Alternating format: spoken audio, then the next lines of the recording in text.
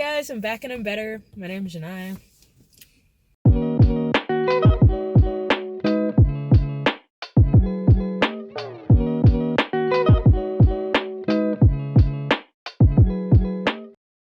Okay, so we're all on quarantine. We're all being quarantined. I think everybody knows that by now because of the coronavirus. So basically, I'm coming at you guys with Netflix and TV show recommendations and movies, and I have stuff for different genres. So Netflix TV show and movie recommendations. This is honestly just because I need a video up, and I'm trying to be consistent, and I'm filming this an hour before I want to post it, so we're gonna see how this goes. Okay, so first on the TV shows is Lucifer. I just finished watching it. It's on Netflix, obviously, because this is a Netflix recommendation video. And it's a really good show. It's about the devil, and he goes to LA, and basically he starts solving crimes with a detective. So it's really interesting, and I'm not really a binge watcher, so that can tell you a lot about the things that I watch, because I am terrible at paying attention and watching shows and movies.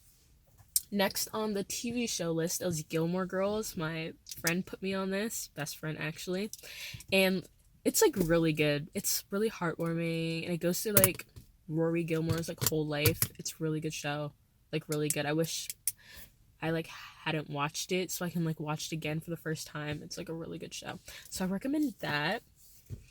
After number 3, a lot of you are gonna be mad at me for this one, but honestly, it's a good show. Number 3 is Supernatural. It's got a lot of seasons, so it's really binge worthy and everything, and it's a good show. It can be repetitive, I get that, but to me, I like it. So if anybody wants to start binging that, go for it. Also, a little disclaimer. A lot of the things that I'm naming, some of them can children can watch them, or a younger audience, but right now I'm giving this recommendation from a teenager perspective, so all of that, whatever. Number 4 is kind of changing it up a little bit. Meteor Garden. The show's not in English, it's a Chinese show, and it's a recreation of another TV show. Honestly, sometimes it can be cringy, but it's really interesting because it's so dramatic and overplayed sometimes. And I love when you watch a show and then you're telling somebody about it that doesn't watch it, so the whole story, it's just really crazy, and then talking about it to somebody else, they'll be what is going on? It's so crazy. It's a really good show. Number 5 is Soul Eater, and Soul Eater is an anime. I personally don't watch, I've never been an anime person. My family, I grew up around anime because, I'm Chinese. My family, anime, Asian, you get it. But for me personally, I was never, into that. I just have trouble getting into shows. I guess that's my problem. For those who, like anime, that one's for you. Now I'm getting into, movies. So the first movie on my list is Inception, and I watched it with my uncle a few weeks ago for the first time, and it is such a good movie. I'm starting to think Leonardo DiCaprio only does movies that have endings that kind of really make you think about it for a while, like Titanic, and you know what I mean. If you watch it, you'll know. It's really hot out here. Maybe I'll do a scene change. Okay, my next movie is Hairspray, the 2007 one that's on Netflix, and I put this here because some people like musicals, and it was kind of lighthearted, a lot of sing-song. It was a really good movie. I liked it, but it also does have a deeper message. Next is Valentine's Day. It's the 2010 version. I don't know if there's more than one, but I'm saying the year because there might be more than one Valentine's Day. It's got a lot of actors in it, a lot of big names. It was a really good movie. It starts off, everybody's all coupley, and it ends with everybody being upset for the most part. It's a really good movie though. You guys should watch it. Okay, next is 2012. I put this on here because I always think about this movie a lot, but since we're in quarantine and everybody's world ending kind of thing, this is the ones that want to watch the world end in the movie. So that's kind of dramatic, but I put that on there because I feel why not? It's throwback. You have nothing better to do, so exactly.